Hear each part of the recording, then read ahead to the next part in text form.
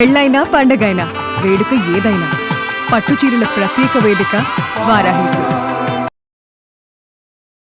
నమస్తే, welcome to Suman TV. నేను పద్మిని. ప్రస్తుతంతో పాటు ప్రముఖ ఆధ్యాత్మికవేత్త, వాస్తు జ్యోతిష పండితులు, లలిత ఉపాసకులు, వాస్తు జ్యోతిష శిక్షణ నిపుణులు బ్రహ్మశ్రీ నానాజీ పట్నాయక్ గారు మనతో పాటు ఉన్నారు. మాట్లాడదాం సార్. నమస్తే సార్. శ్రీమాత్రే నమః. ఏ రాశి వారు వారి రాశి ప్రకారం ఏ క్షేత్రాన్ని దర్శిస్తే వాళ్ళకి అదృష్ట యోగం కలుగుతుంది, పూర్వజన్మ పాపం ప్రక్షాళన అవుతుంది అనేది వివరంగా తెలియజేస్తున్నారు.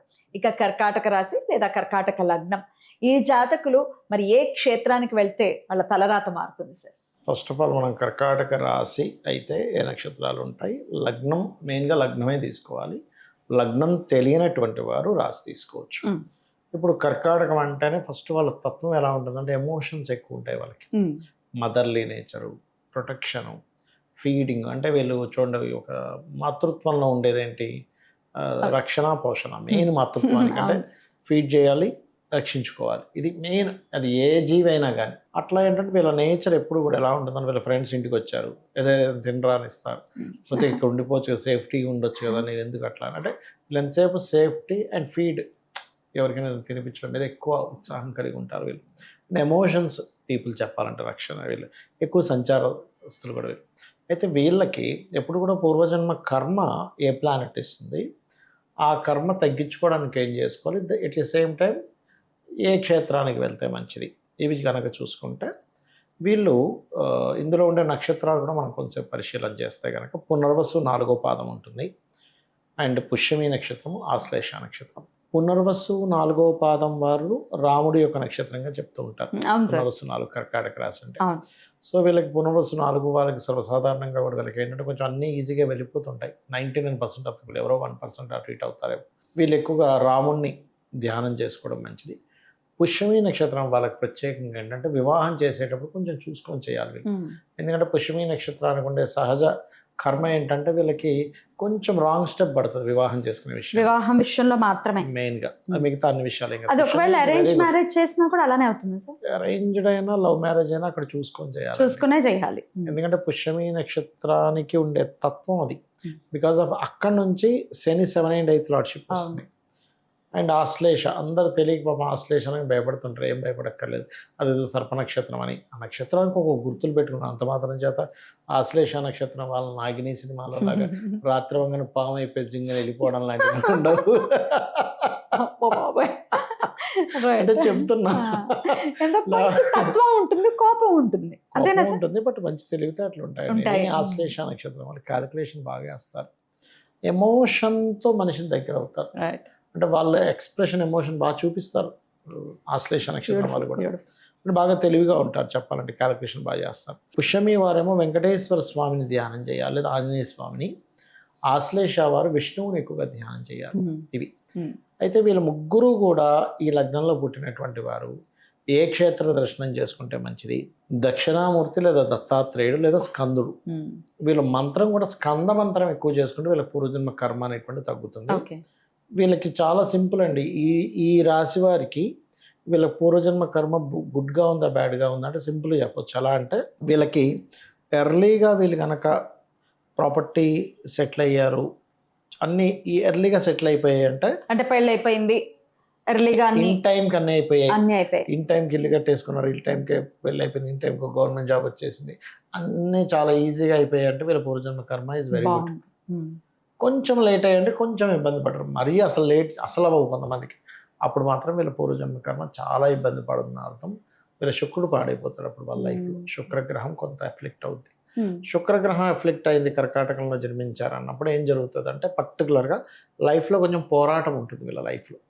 ఎనీ వీనస్ అంటే అందరికీ కాదు, ఓన్లీ కర్కాటక లగ్నం ఆర్ కర్కాటక రాశిలో జన్మించినటువంటి వారికి శుక్రుడు ఎఫెక్ట్ అయ్యాడు అనుకోండి, వీళ్ళు ఏంటంటే లైఫ్లో శుక్రుడు పాడైతే వీళ్ళు ఏదైనా ఒక ప్రాపర్టీ తీసుకుందాం అన్నప్పుడే కష్టం స్టార్ట్ అవుతుంది. అంటే అప్పుడే ఏదో డిస్టర్బ్ అవుద్ది. అరే ఏంటి ఇలా అయింది అంటే అప్పుడు అర్థం చేసుకోవాలి, ఓహో శుక్రుడు ఎక్కడో ఎఫ్లెక్ట్ అయ్యాడు, పాపగ్రహంతో ఉండడమో లేకపోతే 6/8లో ఉండడం, ఇట్లా అయ్యారని అర్థం చేసుకొని శుక్రుడు ఏ గ్రహం ద్వారా అయితే పాడైందో దానికి రెమెడీ చేసుకోవాలి వీళ్ళు ఎక్కువగా కర్కాటకం వారు. అప్పుడు వీళ్ళకి ఇబ్బంది అనేటువంటిది రాదు. వీళ్ళు ఎక్కువగా దత్తాత్రేయుడిని, ఇందాక నేను చెప్పినట్టుగా దక్షిణామూర్తిని, స్కందుడిని ఎంత చేసుకుంటే అంత మంచిది. ఉదయం నిద్ర లేచిన వెంటనే స్కందుడిని దర్శనం చేసుకుంటే కూడా మంచిది. వాళ్ళు ఒక ఫోన్లో పెట్టుకొని ఆ రకంగా ఉంటుంది వీరికి. అయితే సుబ్రహ్మణ్యేశ్వర స్వామి ఆలయాలకి విశేషంగా కుకే వెళ్ళొచ్చు. కుకే వెళ్ళటం కానీ అరుణాచలంలో కూడా ఖచ్చితంగా రమణులు సుబ్రహ్మణ్యుని అంశే అని అంటూ ఉంటారు. అట్లా కూడా. కానీ మీరు గమనించారు ఎప్పుడైనా అరుణాచలం వెళ్ళి రమణాశ్రమంలో కూర్చుంటే అసలు ఎంత హ్యాపీగా ఉంటుంది, ప్రశాంతం అసలు. ఇంకొక విషయం ఏంటంటే రమణాశ్రమంలో మీకు నెమళ్ళు తిరుగుతుంటాయి. అవును, ఆయన అంశ అన్నట్టుగానే సుబ్రహ్మణ్య స్వామి ఇది ఏంటంటే నెమలి వాహనం, నెమళ్ళు తిరుగుతుంటాయి అక్కడ. చాలా క్లియర్, ఏం భయపడవు, జనాలు తిరుగుతూనే ఉంటారు, వాళ్ళ మధ్యన అలా తిరుగుతూ ఉంటాయి హ్యాపీగా. అవి తెల్లటి నెమళ్ళు కూడా, తెల్లటి నెమళ్ళు, కలర్స్ ఉండే నెమళ్ళు, చాలా అద్భుతంగా ఉంటుంది అసలు. మీరు లోపలికి వెళ్ళి కూర్చుంటే ధ్యానం కుదురుతుందండి. అంటే ఒక సిద్ధుడు, అంటే ఒక అవధూత లాంటి వ్యక్తి అక్కడికి వచ్చి ఆయన జీవించాడు, ఆయన అక్కడ ఉన్నాడని దానికి అదొక నిదర్శనంగా అనిపిస్తుంది నాకు. అంటే అదేదో కొన్ని ఉంటాయి చూసారా, ఒక దగ్గర కప్ప అండ్ పాము ఆడుకుంటున్నాయి అంటే అక్కడ ఒక సిద్ధుడు వచ్చి వెళ్ళాడు, అక్కడ తపస్సు చేశాడు, అందుకే ఆ స్థలం అంతా అలా ఉంది అంటుంటారు. అలాగే అక్కడికి వెళ్తే మనకి ఇంత ప్రశాంతంగా ఉంది. అంటే ప్రశాంతత అంటే ఏంటో మీకు తెలియాలంటే రమణాశ్రమానికి వెళ్ళాలి, లేదా ఏదైనా క్షేత్రానికి వెళ్ళినప్పుడు కూడా మీకు అది అర్థం అవుతుంది. అంటే ప్రశాంతత అంటే ఏంటంటే అక్కడికి వెళ్ళినప్పుడు మీకు ఆ పరిస్థితులు అర్థమైపోతుంటాయి. బాగుంటుంది, హాయిగా అనిపిస్తుంది, చాలా హాయిగా ఉంటుంది. అలా లోపలికి కూర్చోండి, ఇంకెప్పుడు అక్కడే ఉండిపోవాలనిపిస్తుంది. ఏమొద్దు మనకి అక్కడ ఉన్నిస్తారు కూడా వాళ్ళు అక్కడ ఉంటే, కానీ మనకు ఉంటాయి లౌకికమైన పనులు. వాళ్ళు పెట్టిందే సాధన. విదేశాల నుంచి వస్తారండి, ఎంతమంది ఉంటారు. అద్భుతం అసలు. అక్కడికి ఒక్కసారిగా మేము మాటలతో అక్కడికి వెళ్ళిపోయాం. అక్కడికి వెళ్ళిన ఫీలింగ్ వచ్చేసింది. అద్భుతం. అది యోగం ఉండాలి ఖచ్చితంగా. Right sir. అయితే వీళ్ళు సుబ్రహ్మణ్యేశ్వర స్వామి ఆలయాలకి, అలాగే దత్తాత్రేయ స్వామి మనం ఇందాక మాట్లాడుకున్నట్టుగా గానగాపురం వెళ్ళొచ్చు, దక్షిణామూర్తి ఆలయానికి వెళ్ళొచ్చు. ఇప్పుడు పర్టికులర్ గా శని అక్కడ ఉన్నాడు కాబట్టి కొంచెం కాలభైరవుని ఆరాధించడం మంచిది. ఇంకొక విషయం చెప్తాను, ఈ 5-9 అధిపతులను చూసి చెప్తున్నాము. ఎవరికైనా జన్మజాతకంలో 5-9లో ఏదైనా గ్రహం ఉంటే ఆ క్షేత్రానికి వెళ్తే కూడా మంచిది. అంటే ఉదాహరణకి రవి ఉన్నాడు, సూర్యక్షేత్రాలు, చంద్రుడు ఉన్నాడు, అమ్మవారి ఆలయాలు, రాజరాజేశ్వరి, కుజుడు ఉన్నాడు, సుబ్రహ్మణ్య స్వామి, బుధుడు ఉన్నాడు, విష్ణు ఆలయాలు, గురువు ఉన్నాడు, దత్తాత్రేయ ఆలయాలు, శుక్రుడు ఉన్నాడు, అమ్మవారి ఆలయాలు, శని, కాలభైరవుడు, ఆంజనేయ స్వామి క్షేత్రాలు, రాహు, దుర్గా క్షేత్రాలు, కేతు, గణపతి క్షేత్రాలు, అలా కూడా వెళ్ళొచ్చు. ఒక 9th ఉండే గ్రహం బట్టి కూడా ఉంటుంది. 9th లో కానీ 5th లో కానీ. 5th లో కానీ. 5th అయితే మంత్రం తీసుకోవడానికి, 9th అయితే క్షేత్రం. ఓకే. అయితే ఇప్పుడు మీరు చెప్పినట్టుగా ఏ అయితే సూర్యుడు అన్నాడు, సూర్య మంత్రం తీసుకోవడం అలాగా బాగుంటుంది. ఎగ్జాక్ట్లీ. అద్భుతం సార్, చాలా బ్యూటిఫుల్ గా ఎక్స్ప్లెయిన్ చేస్తున్నారు సార్, చాలా బాగా ఉపయోగపడుతుంది మన వాళ్ళకి. అద్భుతం సార్. ఇక నెక్స్ట్ వీడియోలో సింహరాశి గురించి తెలుసుకుందాం. Thank you sir. నమస్తే. శ్రీమాత్రే నమః.